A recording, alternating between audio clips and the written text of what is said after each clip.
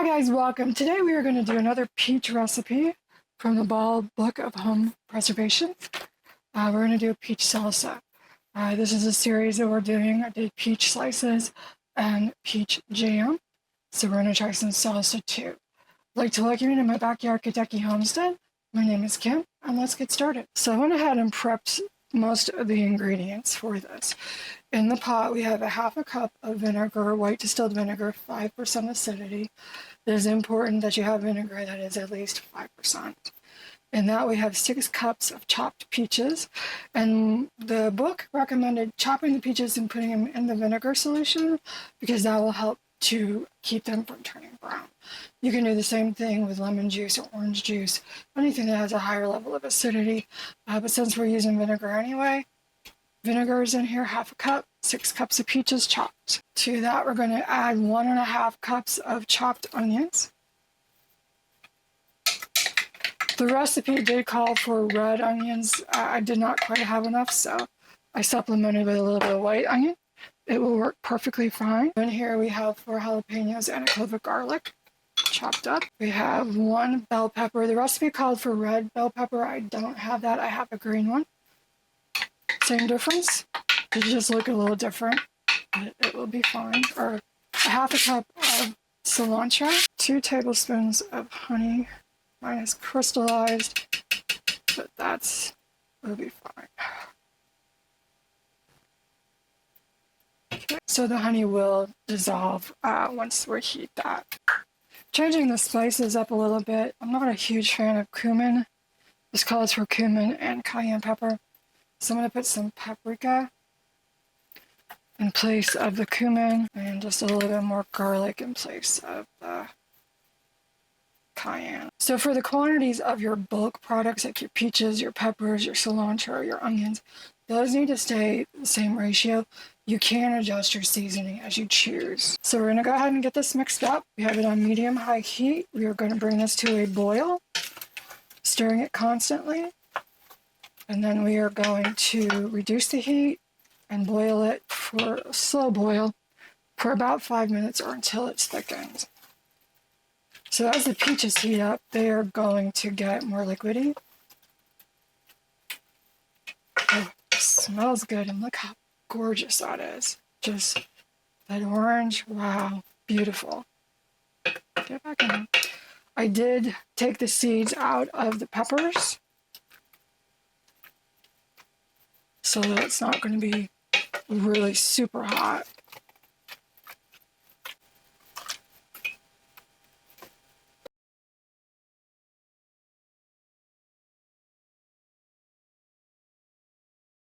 So I did forget to mention, when prepping the peaches, I did blanch them and then take the pit out and chop them up. If you want to know more about how to do that, check out my peach jam video where I show you extensively how to blanch the peaches and to skin them. It's not complicated, it just takes a few minutes. So we are just about out of boil. Oh, you can smell the jalapenos.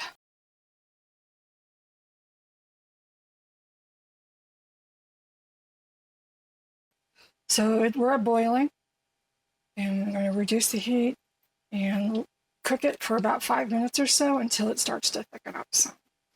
So we'll be back in a little bit. Okay, so we are ready to can. We did lose audio, so I'm going to have to do a voiceover. We're going to fill each jar to a 1/2 inch headspace. I'm using the debubbler tool to do that. The second notch is a 1/2 inch. So as long as the contents of the jar reaches the bottom of the lowest point, then you're good to go.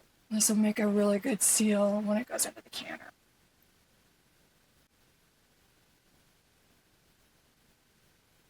So now we will fill the jars.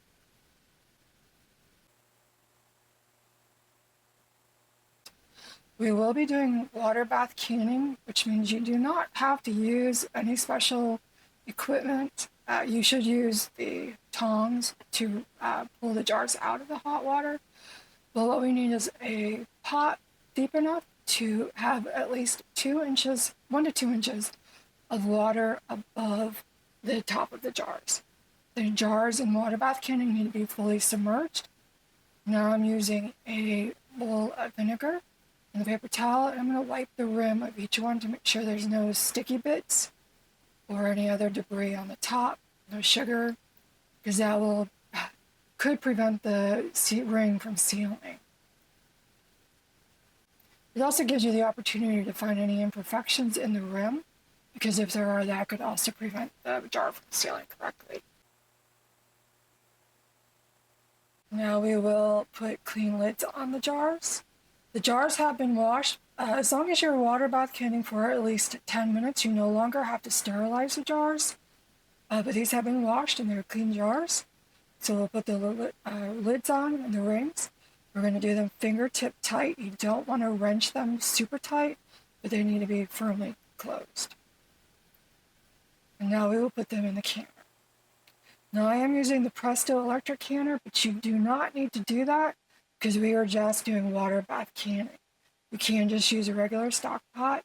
A heavy bottom pot is a good idea because that will prevent, that will more evenly distribute the heat. If you are using a pot, or actually any canner or pot, you want to make sure that the jars are not touching the bottom of the pot. There needs to be some type of surface in between that. Pressure canners and the digital electric canner come with a insert. You can also use just a plain kitchen towel.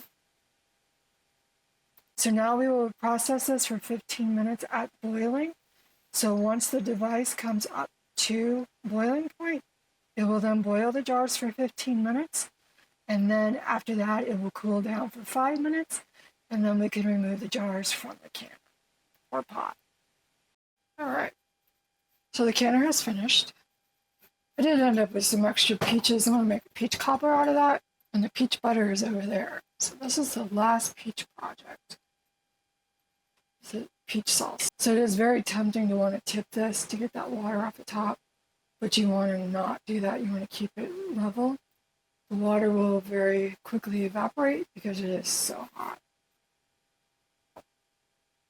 So whenever you pull jars out of a canner, you want to make sure that you put them on a towel. Don't put them directly on a surface, a counter surface, especially if you have something like granite or quartz, marble, something like that, because a cold surface could cause a jar, with it being so hot, to crack.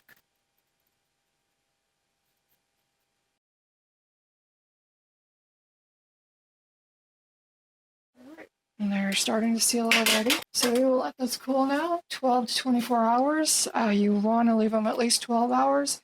You can check them up to 24 hours later. Make sure that they have sealed. If they did not seal, then you would need to put that into the refrigerator and just use it right away. So anyway, we'll let these cool down and we'll be back shortly. So we had some technical issues with this video, but we did get our salsa. It's a few days later, but we have 9 jars. 9 half pints of the peach salsa. It's a really interesting combination of the sweetness of the peaches and the spiciness of the peppers, but a really, really, really good thing to give a try. So if you're interested in canning, check out my other videos. I've done several of them now. I'll be doing more as time progresses. So stick with me, and thank you for joining me, and I hope you all have a wonderful day.